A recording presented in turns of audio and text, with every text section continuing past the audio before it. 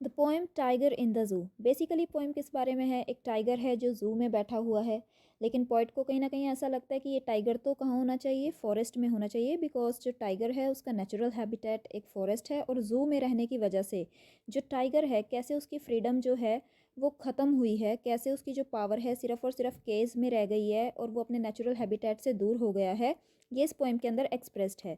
So first stanza हम discuss कर लेते हैं।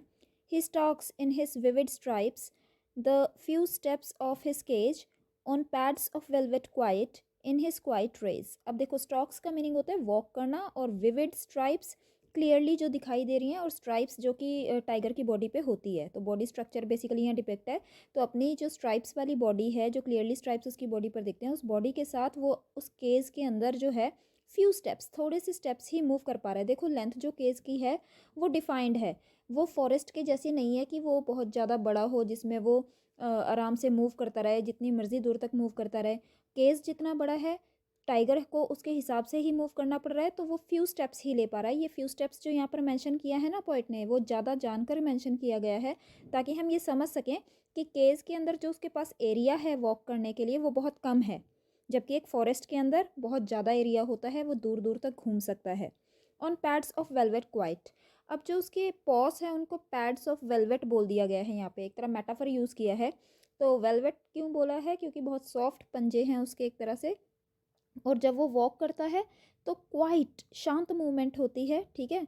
इन हिज क्वाइट रेज, और उसके अंदर एक रेज है, गुस्सा है, लेकिन वो गुस्सा जो है क्वाइटली दबा हुआ गुस्सा है जो कि एक्सप्रेस नहीं हो पा रहा अच्छे से। जबकि फॉरेस्ट के अंदर ये टाइगर अगर होता तो अपनी रेज में वो क्या करता है? शिकार करता है ना। अपना स्नार्लिंग करता है, मतलब अपने दांत वगैरह दिखाता है गुस्से में, राइट। तो अब जो है स्टेंजा वन में हम ये समझ चुके हैं कि टाइगर जो है जू के अंदर है, केज के अंदर है, और वो मूवमेंट थोड़ी कम दूरी तक ही कर पा रहा है, उसके पास ज़्यादा स्पेस नहीं है मूव करने के लिए, और वो गुस्से में भी है, ठीक है। बट ये जो रेज है वो क्वाइट है। अब यहाँ पोएटिक डिवाइसेस क्या है? First of all oxymoron, last line जो हम देख रहे हैं क्वाइट रेज, कॉन्ट्राडिक्टरी वर्ड्स है। अगर रेज है, अगर गुस्सा है, तो वो क्वाइट कैसे है ना।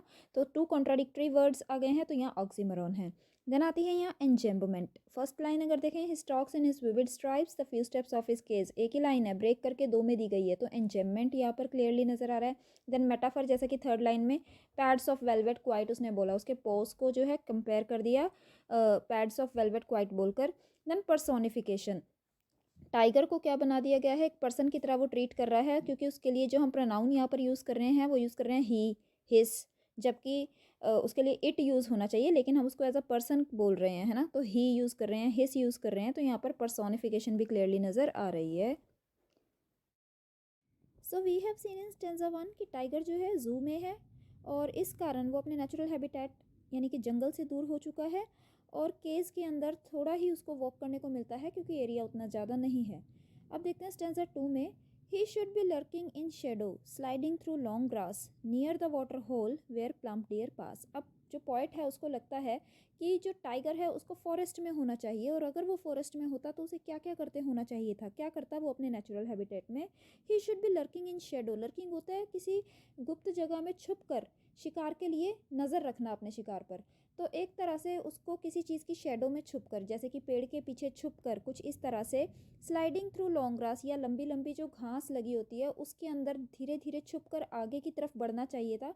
Near the water hole, water hole जो है डिपिक्ट कर रहा है जंगल के अंदर कोई भी ऐसा तालाब हो सकता है या रिवर हो सकती है जहाँ पर प्लम्प डियर पास, जहाँ पर जो हेल्दी डियर जो हैं, प्लम्प होता है अच्छे से अच्छा खाना खा रखा है जिन्होंने, वेल फेड मोटे ताजे जो डियर हैं वहाँ से जाते हों। मतलब कहने का, जब डियर जो है पानी पीने के लिए उस वाटर होल के पास आएँ, तो जो टाइगर है उसे क्या करना चाहिए? जो लॉन्ग ग्रास लगी हुई है उसमें छुपते हुए धीरे धीरे आगे बढ़ते हुए अपने डियर के ऊपर जो है शिकार करना चाहिए, ठीक है। मीन्स बिकॉज ये उसका नेचुरल हैबिटेट में ऐसा ही रवैया होता है एक टाइगर का, वो इसी तरह से शिकार करता है कि जो लॉन्ग ग्रास है उसके अंदर छुप कर या किसी पेड़ के पीछे छुप कर अपने शिकार पर नज़र रखता है, और जैसे ही उसे मौका मिलता है वो क्या करता है?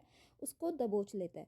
सो लाइक दैट, अगर वो नेचुरल हैबिटेट में होता, जू में ना होता, तो इस तरह का कुछ वो कर रहा होता, और ये उसे करना भी चाहिए, पोइट को ऐसा लगता है। तो यहाँ पर पोइटिक डिवाइसेस क्या है? एंजेम्बमेंट है।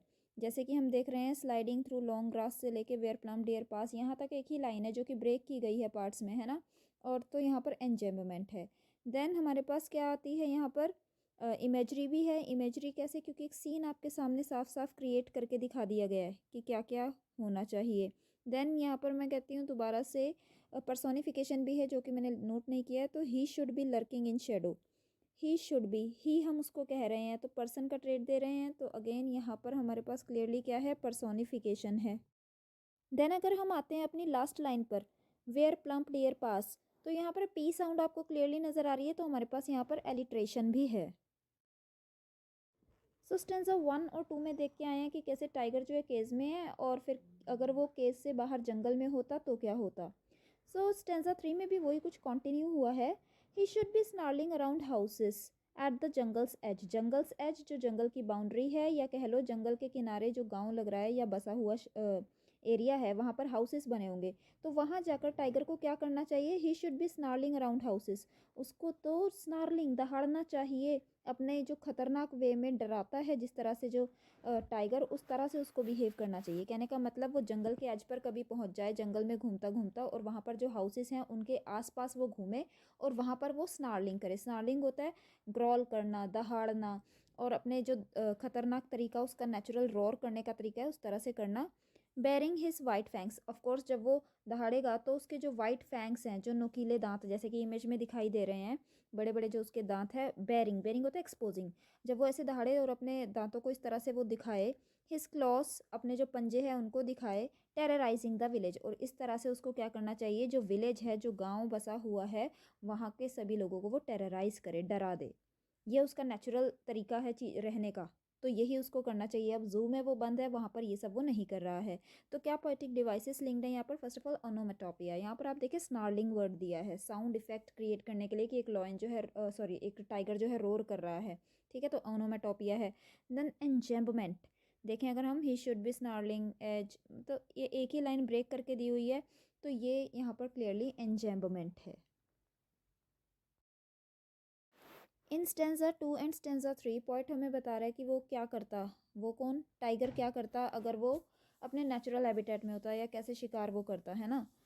तो स्टेंजा 4 हमारे पास अब रियलिटी लेके आ रहा है। But he is locked in a concrete cell, लेकिन वो तो एक कंक्रीट सेल में लॉक किया हुआ है। Cell, cage again, and concrete जो कि मजबूत पत्थर में सीमेंट इस तरह से बना हुआ है, दैट इज़ कंक्रीट सेल। मजबूत जो उसका केज बना हुआ है उसके अंदर उसको बंद किया हुआ है।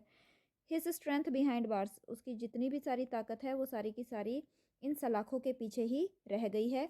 Stalking the length of his cage, again walking, walking the length of his cage, एक तरह से जितना बड़ा उसका केज है उतनी ही लेंथ में वो वॉक कर पा रहा है।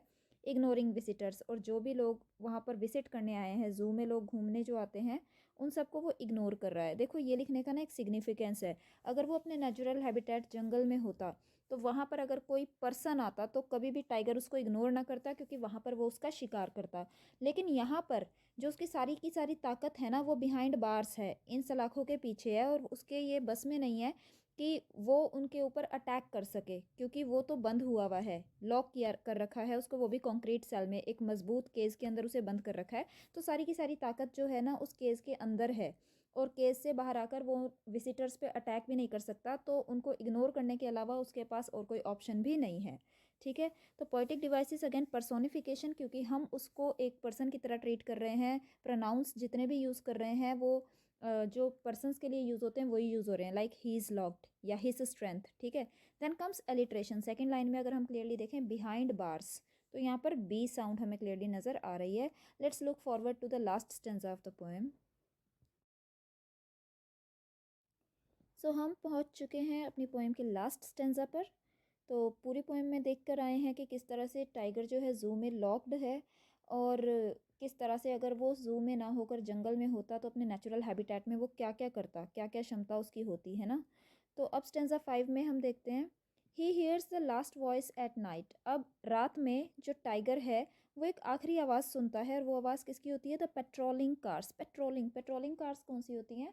जो कि लास्ट में एक गाइड्स जो होते हैं ना वो चेक करते हैं कि जो सब कुछ है ज़ू के अंदर वो फ़ाइन है या नहीं। ऐसा तो नहीं है कि कोई केस खुल गया हो या कोई विजिटर गलती से अंदर रह गया हो, मतलब everything inside the zoo is fine. ये चेक करने के लिए जो गाइड्स हैं वो एक लास्ट राउंड लेते हैं इन देयर कार्स। तो जो टाइगर है रात में एक आखिरी आवाज़ इन पेट्रोलिंग कार्स की भी सुनते हैं, and stairs with his brilliant eyes at the brilliant stars. और टाइगर क्या कर रहा है, अपनी उन ब्रिलियंट आइज के साथ, जो इतनी इसकी चमकदार आंखें हैं, उनके साथ चमकते हुए सितारों को देख रहा है, या उन्हें कह लो निहार रहा है।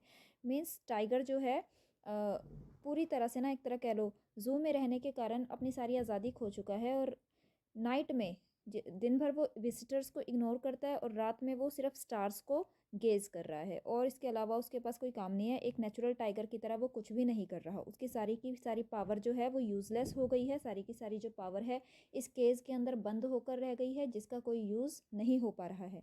ठीक है। And now the poetic devices of the stanza. Repetition, सबसे पहले अगर आप देखें लास्ट की दो लाइन्स, ब्रिलियंट वर्ड रिपीट हो रहा है।